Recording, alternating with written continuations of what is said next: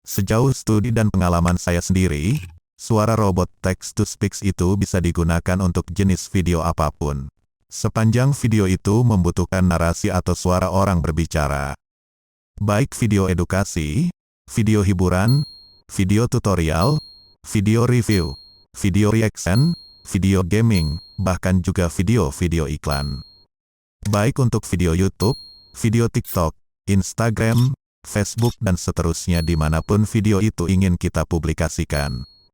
Dan faktanya sudah banyak yang menggunakannya seperti itu. Yang jadi soal adalah, kepekaan kita dalam memilih jenis suara robotnya. Warna dan logat suara seperti apa yang paling pas untuk jenis konten video kita.